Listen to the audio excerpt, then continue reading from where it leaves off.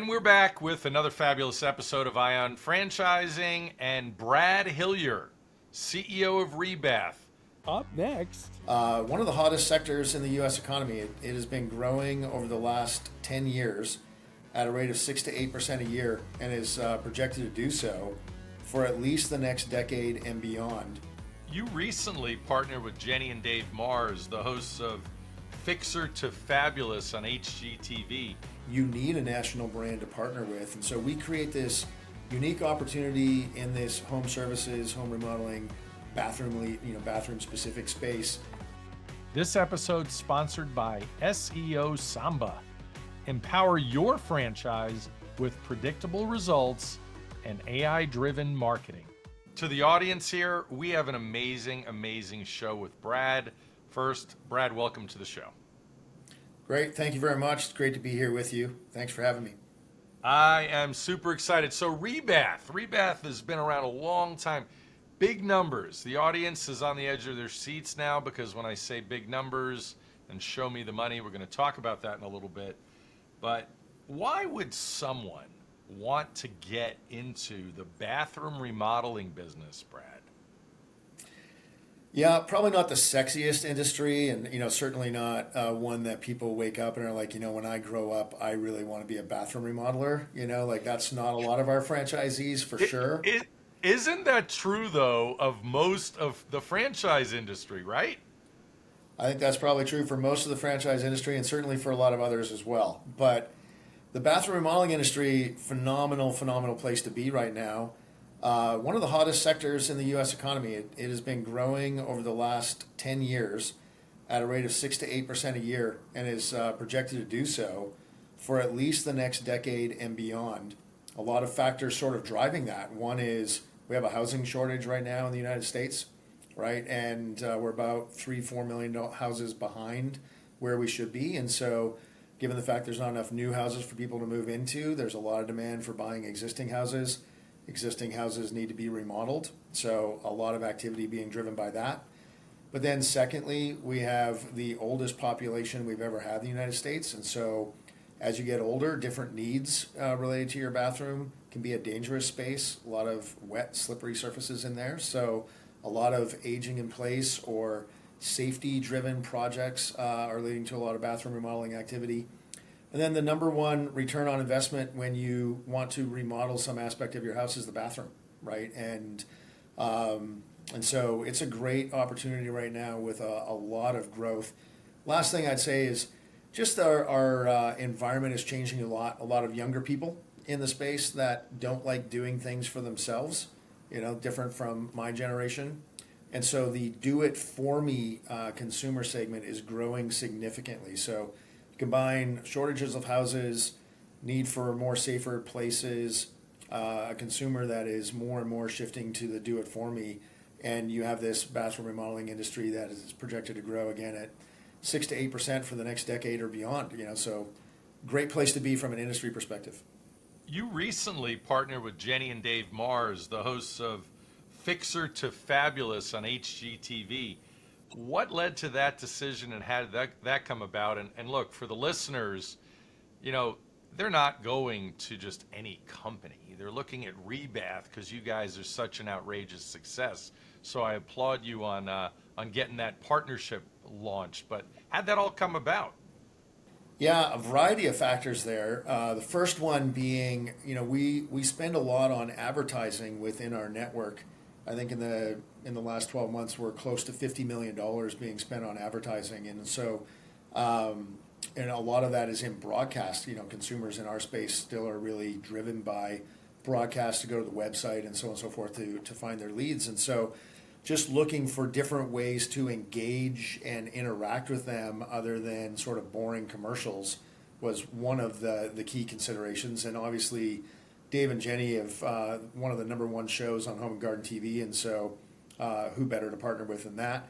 But then in addition to that, what we love about Dave and Jenny is their show and their partnership with one another is quite in line with who Rebath is.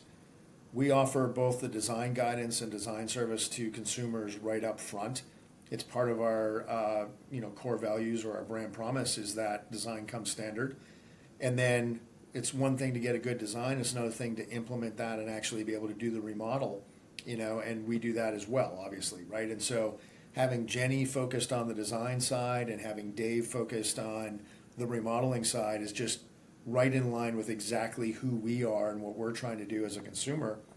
And then the last component of that is, Jenny's very credentialed from a design perspective, and she builds designs and curates designs for us. And so we have a lot of design by Jenny, if you will, that is keeping us on trend and on point with the consumer and making us attractive in the marketplace. That's fabulous. So you've given us some good highlights on Jenny and Dave in that relationship. You also gave us some great sort of industry stats and why the bathroom modeling business is so hot. So why Rebath specifically?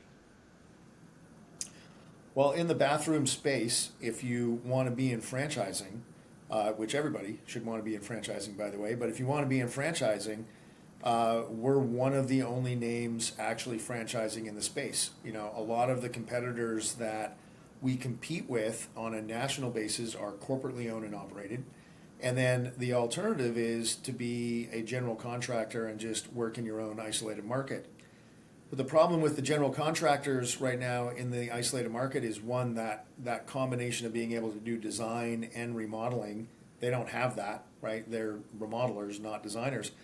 But then in addition, they're increasingly competing with national brands. And so you need a national brand to partner with. And so we create this unique opportunity in this home services, home remodeling, bathroom specific space that allows you to have the national brand, national presence, but at the same time, that locally owned and operated experience, and drive your own business, which we're excited about. Yeah, it's amazing. And you just did an acquisition. It was now a corporate location. It was a big franchisee. This location in the Phoenix market did like $40 million a year. Talk a little bit about, why you bought that location, because a lot of franchisors at this stage of your growth aren't buying locations, aren't buying out franchisees. Yeah, well, we were super excited when the opportunity came up to be able to buy the Phoenix location. One, strategic for us. Our corporate office is based here in Phoenix, and so to own the Phoenix market, where the corporate office is and the franchise support team is just an unbelievable opportunity for us.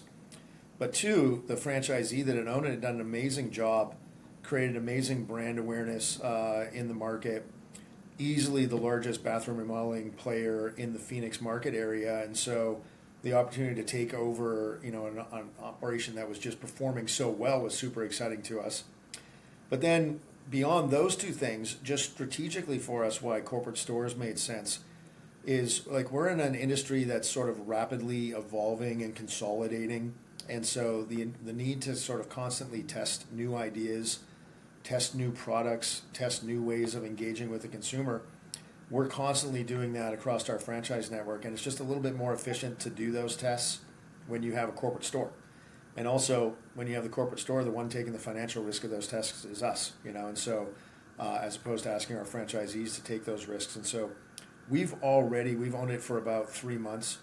We've already learned so much from having a corporate store operation. And we've tested a few things very early that have worked really, really well. We've tested a few things that haven't worked so well too. We'll leave the things that didn't work so well off the quiz, but so one of the things we were able to test was we rolled out a rehash program where, when our design consultant was not able to sell the job the first time, could we re-engage with the consumer and still potentially save that sale? And we sold $120,000 in the first 2 weeks of that program, right? Which that's huge. That's about a 10% growth in the corporate store market. We roll that out across the network, creates 10% growth for all of our franchisees. So these are the kinds of things we're very excited about being able to test and explore. And again, if they don't go wrong, okay, we have the pocketbook to be able to afford to try those things. We'd rather try them on our dollar as opposed to trying them on the dollar of the franchisee. I love all of it. I love everything you're saying, and this is what I talk to my audience about on a regular basis, is I love when the franchisor has corporate locations. I love when they're testing and tinkering so that the franchisees, even in a big older brand like yours, and I mean that with all respect. How else do you get to $40 million that, the territory you bought from the franchisee? But I love when things, I mean, not everything works perfectly. There's limited time offers you see that fast food franchises test. And if it doesn't work, they disappear forever. But I'm sure it's the same thing with you, right? Whether it's a new advertising promo. I mean, Jenny and Dave are obviously completely proven, but I love the perspective that you just laid out with owning your corporate locations. Talk a little bit about the item 19 and numbers. I keep teasing $40 million in the Phoenix market, but the average franchisee is doing about $5 million, and you have huge territories.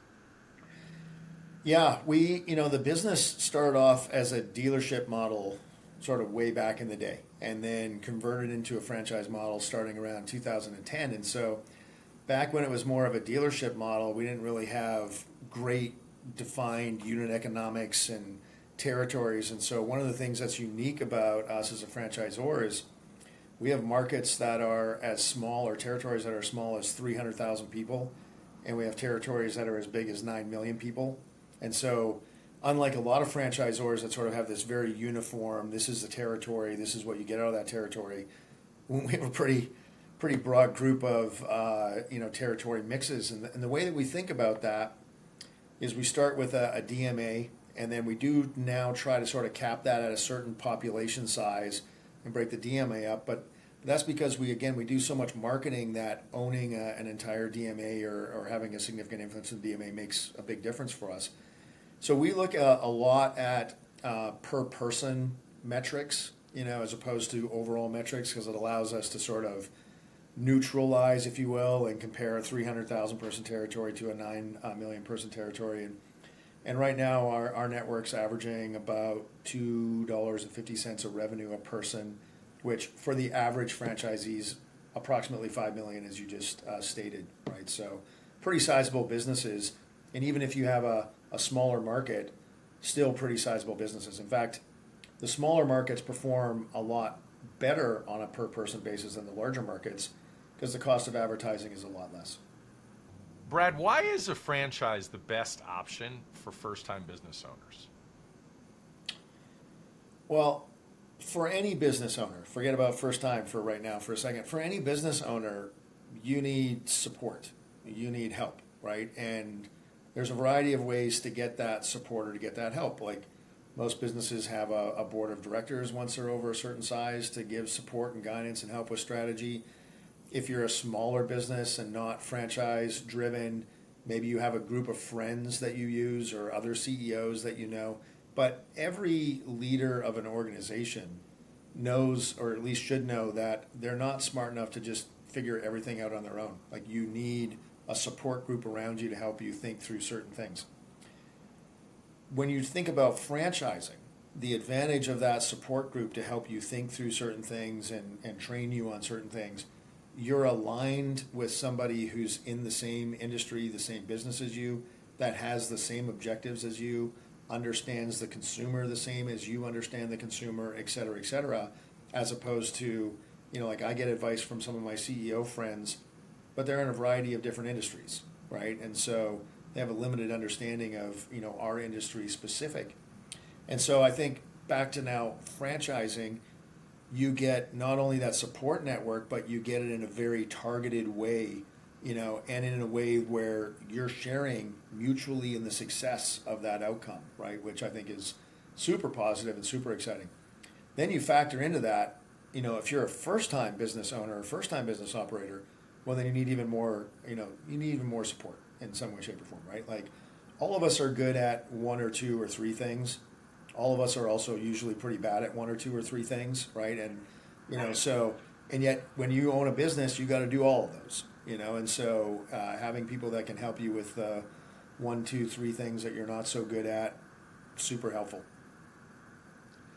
So you're the CEO of the world's largest, or at least America, probably the world's largest bathroom remodeling franchise. What do you credit the most for your success? Well, first of all, I would say my team. I have an amazing team of people around me that think about the consumer, think about the brand, think about the positioning of the brand, think about the consumer experience, and they do a great job at actually building the components that go deliver on the experience that the consumer is looking for, right? And I think at the heart of any company that's been successful is you understood who your consumer was and what they were looking for, and you found a way of delivering that to them, in a way that they were willing to take. But then, while we might be doing all that from a strategic perspective and building the tools and the templates and so on and so forth of that, it's our franchisees and our franchise network who actually go out and deliver that and execute on that, right? And so, the combination, back to franchising and why I'm, such a big fan of franchising, the combination of being able to take a corporate office that has the resources and capabilities, to hire the right people who are experts and specialists in certain aspects to create the experience that the consumer is looking for, that's one thing. But then to have franchisees that are passionate about it, who follow those systems and actually deliver that experience, that's the key to success, right? And so we used to be bad news. When I became the CEO in 2015, we were 1.1 out of 5-star customer satisfaction score company, which not very good. And we operate in an industry that has one of the worst customer satisfaction scores out of any industry. And I'm super excited to say that in the last 12 months, we now are a 4.8 out of 5-star customer satisfaction score company.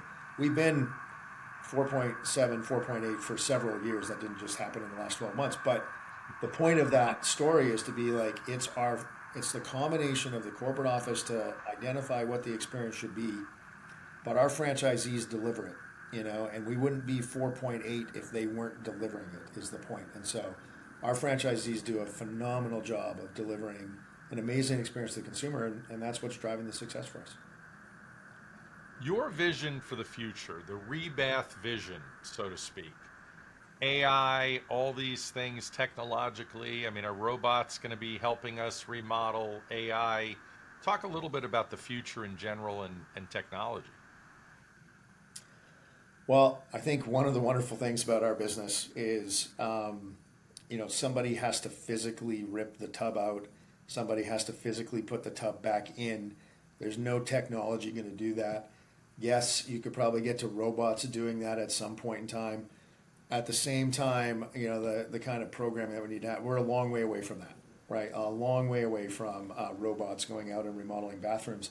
So this is a Amazon-proof, AI-proof, digital revolution-proof business from the perspective of actually physically removing the bathroom and putting it back in, which is good for us. That's super positive.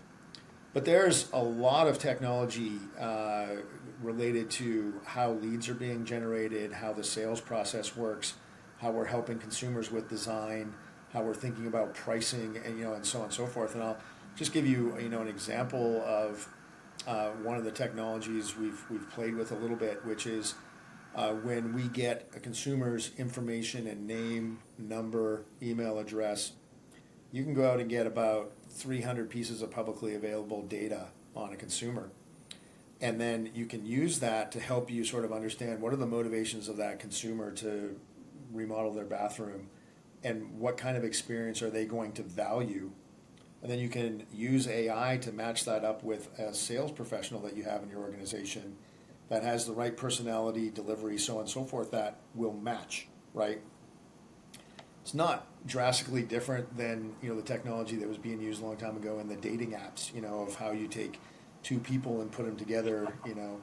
We're just doing the same thing now from a sales perspective instead of from a dating perspective, which is driving better results. And so that's an example of where I think, again, back to these national brands in this very large industry that is otherwise quite fragmented.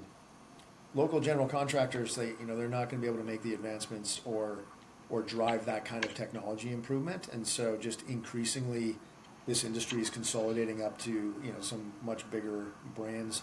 And we love, again, the idea that we get to partner with local franchisees on that as opposed to just big national corporate stores.